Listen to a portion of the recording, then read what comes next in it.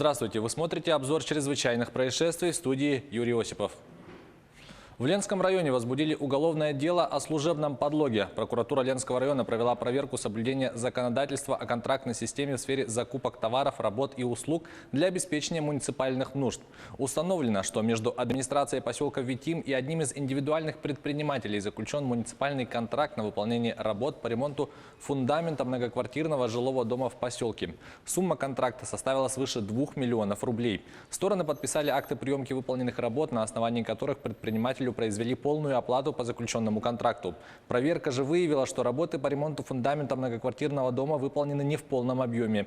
Разница же между фактически выполненными работами и суммой произведенной оплаты составила более 340 тысяч рублей. Прокуратура района направила материалы проверки в следственный орган для решения вопроса об уголовном преследовании. По результатам их рассмотрения возбуждено уголовное дело по признакам состава преступления, предусмотренного частью 1 статьи 292 Уголовного кодекса Российской Федерации «Служебный подлог». В настоящее время по уголовному делу проводятся следственные мероприятия, ход его расследования находится на контроле прокуратуры Ленского района. В Якутске следователи проводят проверку по факту оставления в опасности малолетнего ребенка. Напомню, что полуторагодовалого мальчика обнаружили в подъезде жилого дома. Днем 18 октября в правоохранительные органы поступило сообщение от жительницы Якутска. Женщина сообщила о том, что в подъезде дома находится маленький ребенок без сопровождения взрослых. На месте происшествия сотрудники полиции обнаружили полуторагодовалого мальчика, рядом с которым находились пакеты с вещами и продуктами питания. Ребенок одет по сезону, видимых повреждений не обнаружено. По данному факту проводится проверка. Мальчик был доставлен в городской специализированный дом ребенка. Его осмотрели медработники, которые сообщили, что мальчик здоров, телесных повреждений не имеет. Личность малыша установлена. На сообщение о его обнаружении из Санкт-Петербурга откликнулась бабушка мальчика. Следователи и сотрудники полиции продолжают поиски матери ребенка. По факту избиения малолетнего ребенка в Якутии возбуждено уголовное дело. Напомню, что в соцсетях распространилась информация об избиении малолетнего ребенка и доставлении мальчика в больницу с телесными повреждениями. К сообщениям прилагались фотографии ребенка с явными следами насилия на лице, теле, руках и ногах. По этому факту была назначена доследственная проверка. По ее результатам возбудили уголовное дело по статье «Истязание лица, заведомо для виновного, находящегося в беспомощном состоянии». Установлено, что инцидент произошел в селе Булгуняхта Хангаласского района. Ребенок был доставлен в больницу города Якутска с общими побоями, закрытой черепно-мозговой травмой, сотрясением головного мозга и множественными ушибами мягких тканей головы и тела. В ходе процессуальной проверки получены данные о том, что к нанесению телесных повреждений причастен 32-летний отчим мальчика, который избил ребенка в то время, пока его мать находилась на работе. Мужчина допрошен следователями в качестве подозреваемого. Свою вину в совершенном преступлении он полностью признал.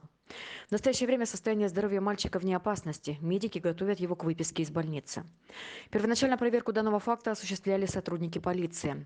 Постановлением районного прокурора материалы проверки изъяты из органов внутренних дел и переданы в следственные органы Следственного комитета России по Республике Саха-Якутия, где они соединены с материалами уголовного дела. Расследование продолжается. В рамках расследования уголовного дела также будет проверена деятельность органов системы профилактики. Также в жестоком обращении со своей дочерью подозревается жительница Оленёкского района. Об этом сообщает прокуратура региона. По версии следствия, обвиняемая проявляла жестокость и систематически применяла к своей малолетней дочери недопустимые методы воспитания и обращения за незначительные провинности.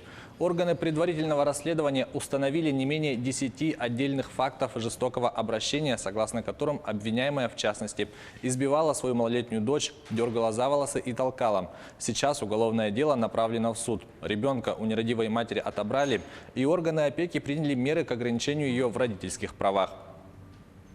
Мигранты устроили беспорядки в лагере временного содержания на Мальте. Они подожгли жилые помещения и автомобили. Один полицейский получил ранение. Подробности в следующем репортаже рассказывает Сергей Берец. Поздно вечером в воскресенье центр временного содержания мигрантов на Мальте охватили беспорядки.